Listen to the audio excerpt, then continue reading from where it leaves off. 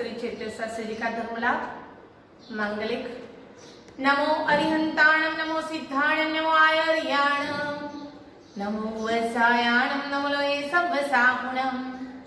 एसो पंचनमुक्कारो सबभावपरिणासनो मंगलाणं च सव्वेसिं परमं हवै मंगलम्। अज्ञानतिमिरान्धाने ज्ञानाञ्जनशलाकया नेत्रोन्मीलितं येन तस्मै श्रीगुरवे नमः। गुरुमंत्र। अचिन्त्य चिन्तामणि कल्पशाखिने विशुद्ध सद्ब्रह्म समाधिशालिने दयान्वयार्थिकदायिने सदा नमो नमः श्री गुरुनेमि सूरय। नमो नमः श्री गुरुनेमि सूरय। नमो नमः श्री गुरुनेमि सूरय। नमो दुर्वार रागादि वैरिवार निवारिणे अर्हते योगिनाथाय महावीराय तारिणे।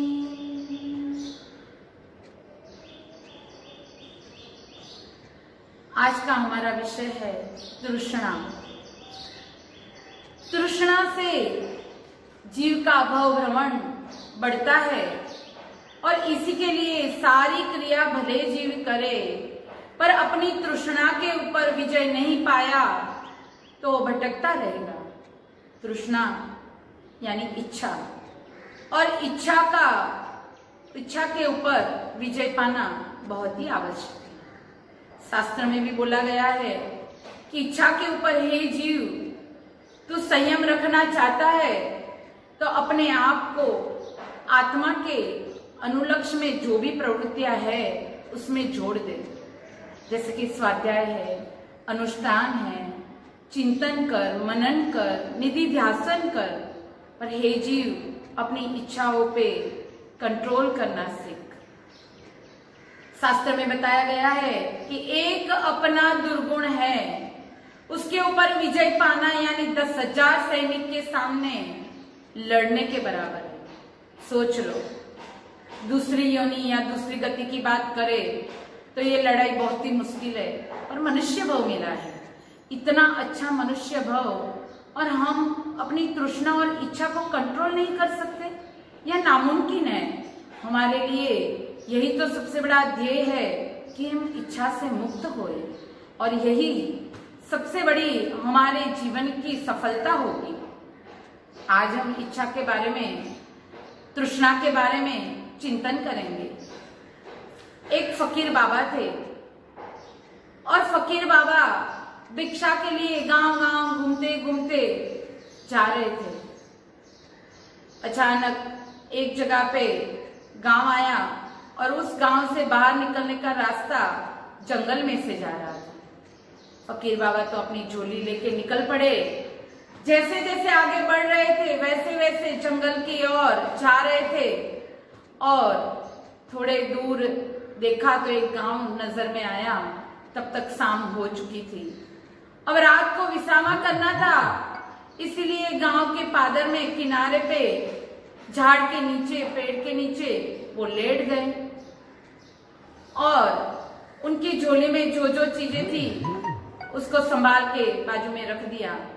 वो जब चलते थे तब उनके पैरों में कोई चीज अटक गई थी, और उन्होंने वो चीज अंधेरे में नहीं दिख रही थी, इसलिए झोली में डाल के रख दी थी।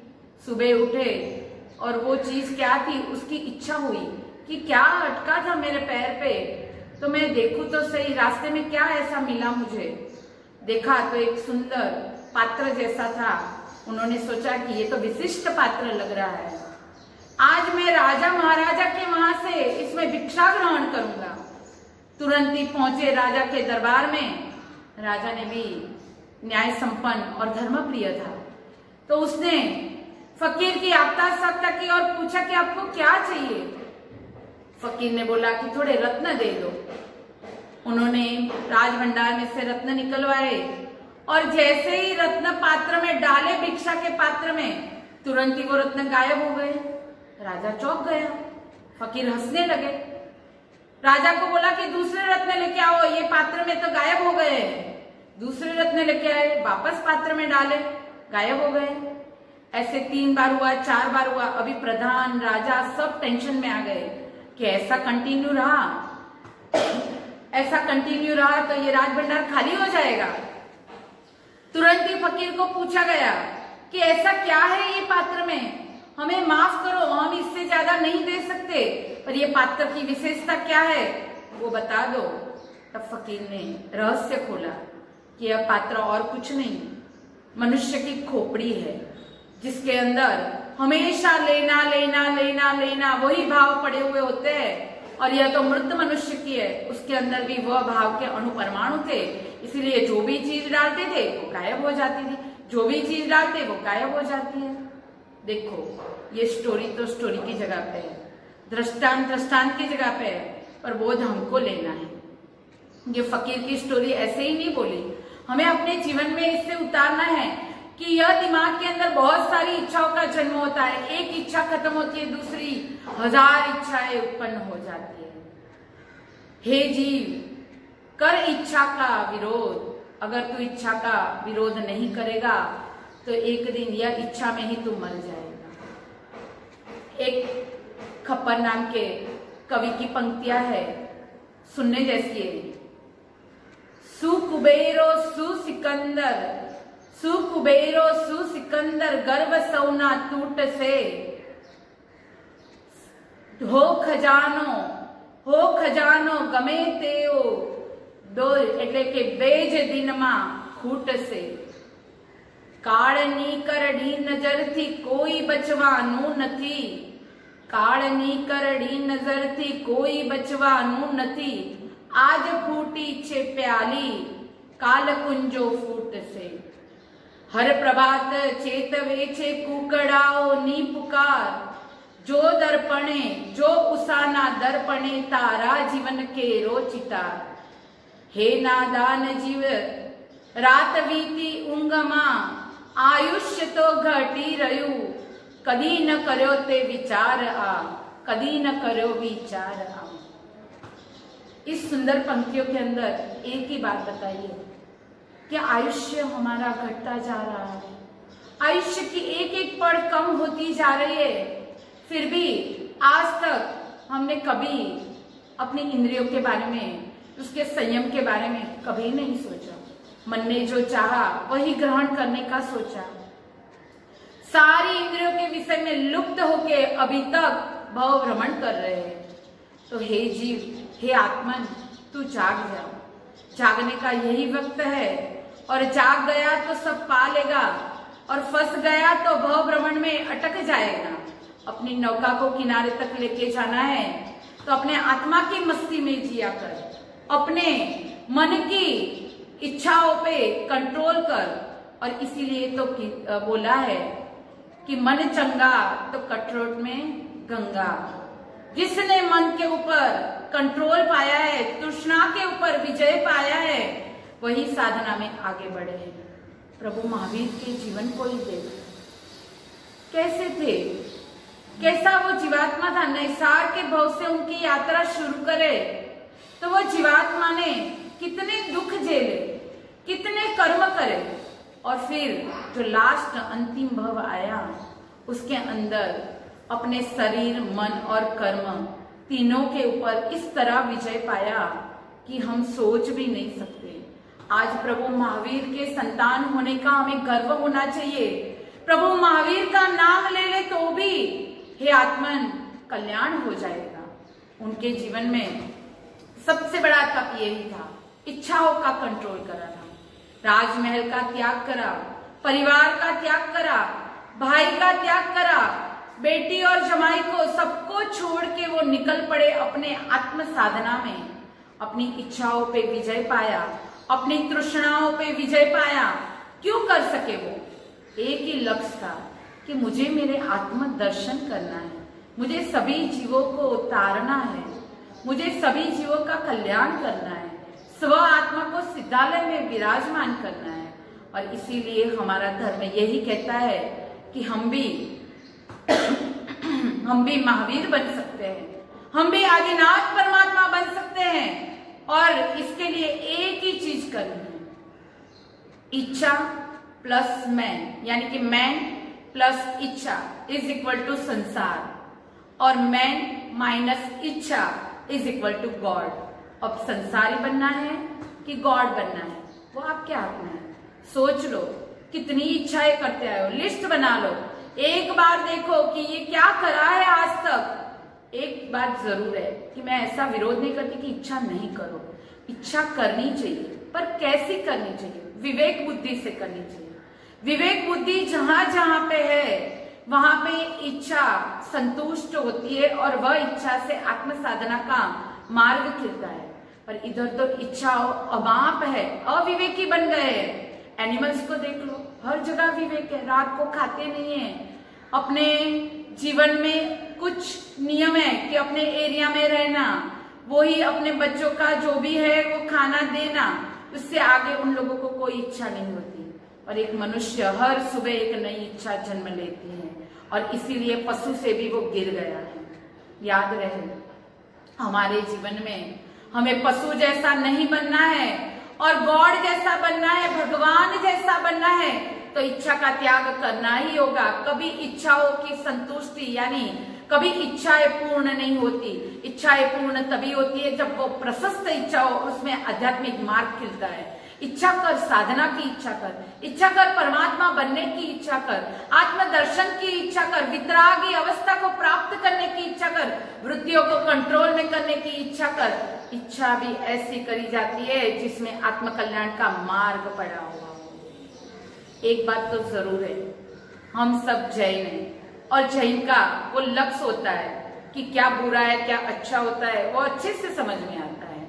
दूसरी कास्ट के अलावा हम व्यापारी जगत में देखें तो जैनों का नाम आगे है कि व्यापारिक बुद्धि में भी वो बोलते हैं ना कि वणिक बुद्धि सबसे ज्यादा है। तो यहाँ क्यों वो बुद्धि काम नहीं लगती? आत्मिक साधना में वो बुद्धि कहाँ चली जाती है?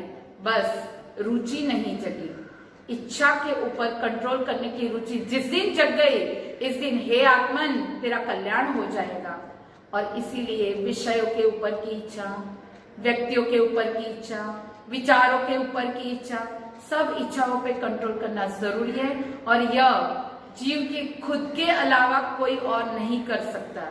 और इसके लिए परमात्मा समर्पण, परमात्मा की पूजा और ज्ञान के साथ जुड़ने से यह भटकती आत्मा, यानी यह भव भ्रमण करती हुई और विषयों से आसक्त आत्मा सिद्धालय में विराजमान करनी है तो स्वाध्याय, ज्ञान, परमात्मा भक्ति, व्यावज, जाप आदि के साथ जोड़ के हम आगे बढ़ सकते हैं। तो आप इसके ऊपर चिंतन और मनन करेंगे, यही आशा रखती हूँ। और इसी के साथ शुभम भवतु। नमो अरिहंतान, नमो सिद्धाण, नमो आयर्याणं, नमो वसायाणं, नमो लोये सबसामणं, येसो वंचन मुक्कारो सबभाव प्रणासनं, मंगलाणं च सर्वेसिं परमं हमै मंगलम्। इच्छा रोधे संवरी परिणति समता योगे रे, तपते ते निज आत्मा वर्ते निज गुण भोगे रे। आज का हमारा प्रवचन का विषय है तृष्णा। तृष्णा एक ऐसी चीज है जिसके पीछे मनुष्य का जन्म होता है, तब से भागता है तो मृत्यु तक ये तृष्णा खत्म नहीं होती। जब तक सही समझ नहीं आती तब तक तृष्णा खत्म नहीं होगी। और तृष्णा के पीछे भागते भागते इतने कर्मबंध कर देता है, पांचों इंद्रिय और छठा मन सबको इतना उसके अंदर व्यस्त कर देता है तृष्णा के पीछे कि आंख खोल के वो सोचता भी नहीं कि मैं ये भाग दौड़ कर रहा हूं, उसमें मैं क्या पाऊंगा। देखो, अयमुत्ता मुनि ने भी इच्छा की और इलायची कुमार ने भी इच्छा की। अयमुत्ता मुनि ने इच्छा की मैं परमात्मा गौतम स्वामी को गोचरी बहराऊं और उनके साथ जाने की भावना व्यक्त की। इलायची कुमार ने इच्छा की नटड़ी की और नटड़ी के साथ जाने की। एक की इच्छा प्रशस्त है और एक की इच्छा संसार के अंदर लक्ष्य की है। देखो, एक जागरूक है इच्छा में और एक आंख बंद करके दौड़ रहा है। अभी जैसे जैसे दोनों की घटना आगे देखते हैं तो अयुक्ता मुनि ने परमात्मा के पास दीक्षा लिया, इच्छा हो गई गौतम स्वामी के पास जाने की, उसके द्वारा प्रभु महावीर को मिले और संयम ग्रहण किया। इधर इलायची कुमार ने घर बार छोड़ दिया और नटड़ी के साथ चले, नट को खुश करने के लिए अलग अलग नाटक शुरू किए। देखो, जिसकी जैसी इच्छा वैसा उसका पुरुषार्थ दौड़ता है और फिर वो पुरुषार्थ अंत क्या लाता है। अयमुत्ता मुनि जब जंगल की ओर जा रहे थे और वो नावड़ी को तैरते हुए देखा, मन में इच्छा हुई, अप्रशस्त इच्छा थी, तुरंत परमात्मा के संवत्सरण में आई और प्रायश्चित किया, केवल ज्ञान प्राप्त कर लिया। इधर इलायची कुमार की कुछ घटना अलग ही बन गई। वो तो नटड़ी के पीछे एक बार, दो बार, तीन बार वो तो रस्सी के ऊपर चढ़ रहे थे और उनकी दृष्टि पंच महाव्रतधारी गुरुदेव के ऊपर पड़ी। वो गोचरी बह रहे थे, उनकी आंख ऊपर तक नहीं थी। ये उनका संयम पालन देख के एकदम से मन में अहोभाव हो गया, ओहो कैसे व्रतधारी मुनि है, क्योंकि तृष्णा का निरोध था उन्हें। पांचों इंद्रियों को वश में करके वो अपनी संयम आराधना में लीन थे। वह दृष्टि पड़ी और इधर घटना ऐसी घटी कि उनके भाव इलायची कुमार के उत्कृष्ट हो गए और केवड़नाथ की भूमिका रस्सी पे ही हो गई। देखो कहाँ कौन सा निमित्त मिलता है और इंसान बदल जाता है। तृष्णा के 3 पार्ट होते हैं, तृष्णा, वितृष्णा और मृग तृष्णा। तृष्णा यानी इच्छा करना। हर इंसान जो जो इच्छा करता है, हर इच्छा पूरी नहीं होती, कभी खुश होता है, कभी दुख होता है, पर वही इच्छा में रहता है। और परमात्मा ने कहा है कि इच्छा को रोकना है यानी रोकना है और अपने स्वभाव में लीन होना है।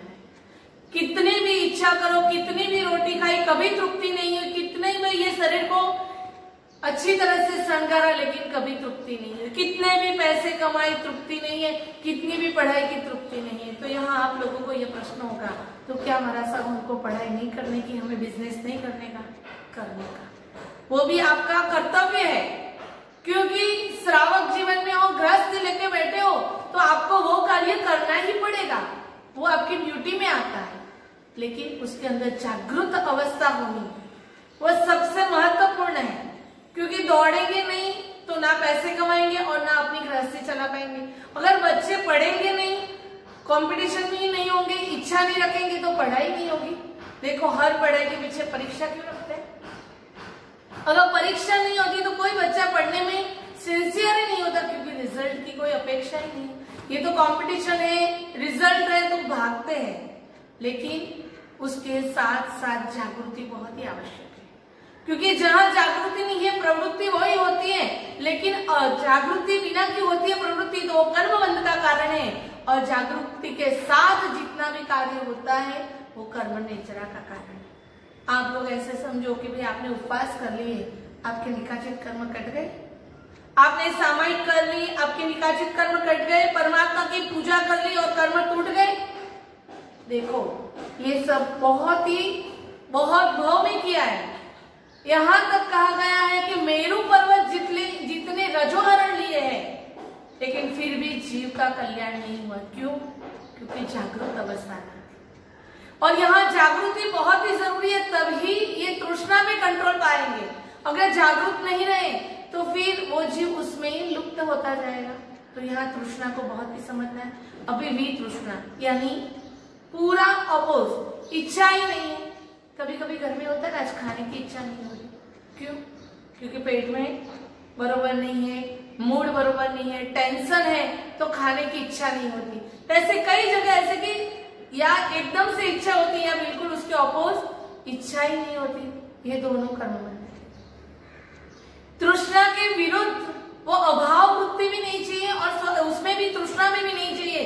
और तीसरा आता है मृग तृष्णा, यानी भ्रांति, कुछ है ही नहीं फिर भी इच्छा हो रही है।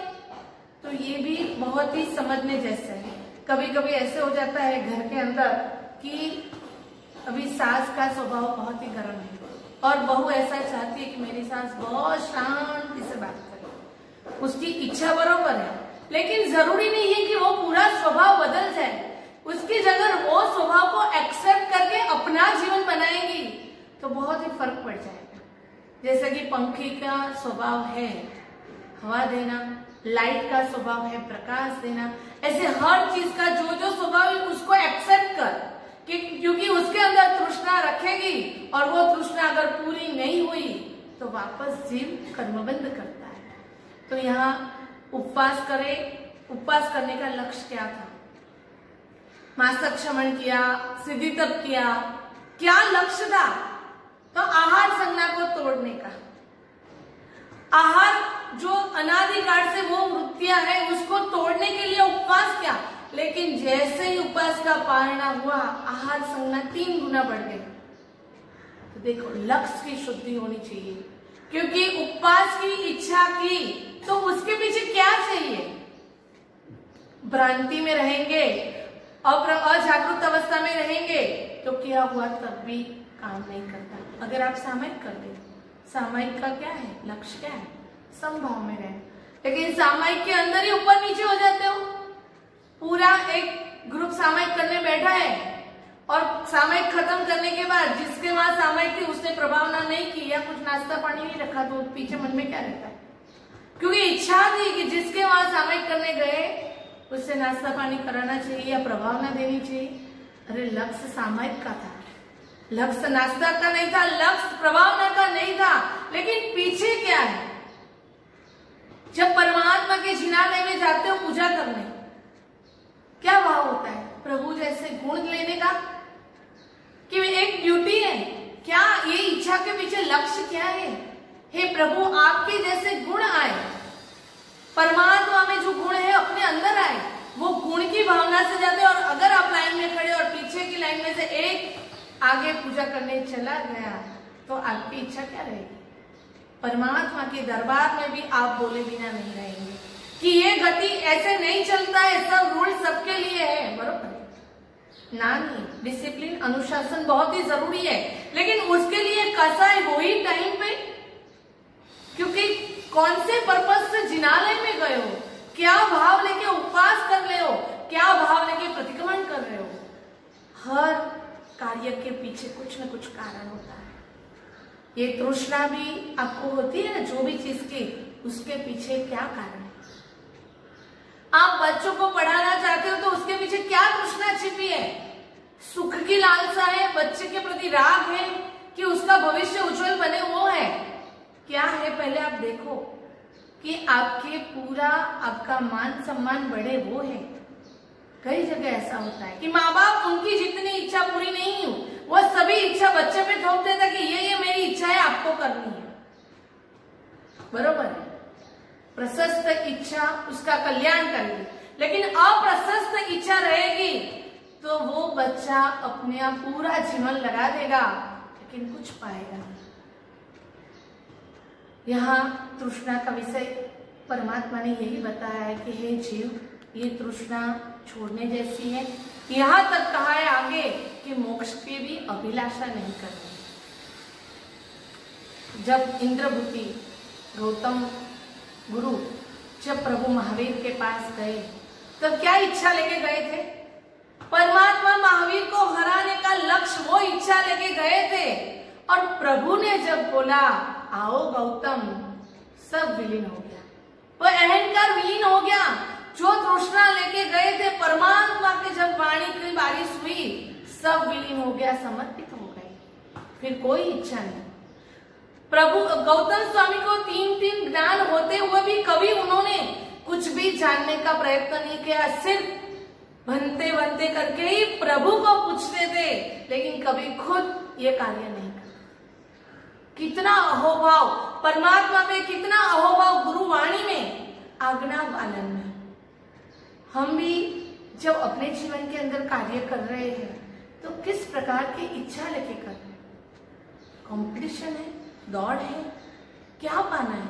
इतना दौड़ दौड़ के कहाँ जाना है? बहुत दौड़ते हो ना, उपासना भी दौड़ते हो, चिनालय में भी दौड़ते हो, सोशल कार्य में भी दौड़ते हो, सब जगह दौड़ते हो, कहाँ तो अटको, कहीं तो सोचो। 6 पद बताए हुए हैं, संकेत 67 बोल की सच्चाई उनके अंदर कि सबसे पहले मैं कौन हूं, कहां से आया हूं, मेरा लक्ष्य क्या है, मोक्ष है कि नहीं, और मोक्ष पाने के उपाय क्या है।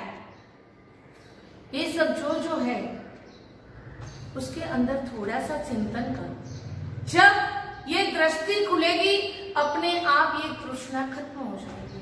तृष्णा जैसे ही खत्म होगी यानी कार्य तो आपका वही रहेगा, उसके अंदर की जो अभिलाषा है वो खत्म हो जाएगी। और जैसे ही अभिलाषा खत्म होती है अपने आप जीव संतोष पाता है, अपने आप जीव की परिणति बदलती जाती है। कैकेयी ने इच्छा की कि भरत को राजगद्दी पे बिठाना है, कैसा पतन हो गया, क्योंकि राम तो गए वनवास में लेकिन भरत कभी वो गादी पे नहीं बैठे। कैकेयी ने कर्मबंध का कारण करा, जैसे सीता ने लक्ष्मण रेखा अपनी छोड़ दी तो वो रावण की वासना का, उसको लेके जाने का जो इच्छा थी उसमें वो सफल हो गया। ये सब दृष्टांत से एक ही सीखना है कि मर्यादा में रहकर विवेक पूर्वक अपना जीवन बनाओ और अपने आत्मा के कल्याण के लिए आगे बढ़ो, तृष्णा को समझो, जागरूक हो जाओ। शास्त्र के अंदर है ना, ऐसे बताया है कि जब नींद में कोई व्यक्ति सपना देखता है, उसके अंदर बहुत कुछ देखता है कि उसने अरबी समुद्र को पार कर लिया, फिर हिमालय पे भी चढ़ गया, वो बहुत कुछ सपने के अंदर देखता है। जब आंख खुलती है तो वो अपनी वो जो बेड है उसके ऊपर से भी नीचे भी नहीं उतरा है, सपने में बहुत कुछ कर लिया लेकिन उसका कोई फर्क नहीं पड़ता। वैसे ही अज्ञान दशा में की हुई सब कुछ आराधना, बहुत कुछ दौड़ लिया, लेकिन जागरूकता के बाद जब कुछ करते हो, भले एक कदम चलो लेकिन वो एक कदम आपकी तृष्णा नाश का कारण बनती है। वो आपका वो जो भाव है उसको जागरूक करेगी, अपने अंतर्भाव जो है परमात्मा के साथ लीन होने के, सिद्धालय में जाने के, उसके तरफ एक कदम बढ़ाएगी। बाकी नींद में यानी कि मिथ्यात्व में इंसान कितनी भी इच्छा कर ले, धर्म की भी करे अधर्म की भी करे, लेकिन वो सब उसका कर्मबंध और संसार का कारण है। तो हे आत्मन, सबसे पहले जगने का पुरुषार्थ करके अपनी तृष्णा को देखे और वो तृष्णा को कैसे कंट्रोल करना है, तो पांचों पांच इंद्रिय और छठे मन को अपने संयम बल का प्रबल पुरुषार्थ करके उसका कंट्रोल करे, अपने आप वो इच्छाएं विलीन होती जाएगी। तो आप सब यह तृष्णा में पुरुषार्थ करके आगे बढ़े, यही शुभ मंगल भावना के साथ सर्वमंगल। चेतन चालो ने सुख नहीं हणे, चेतन चालो ने सुख नहीं मणे, आ तो छे सागर ना पाणी, तृष्णा नहीं रे छिपे,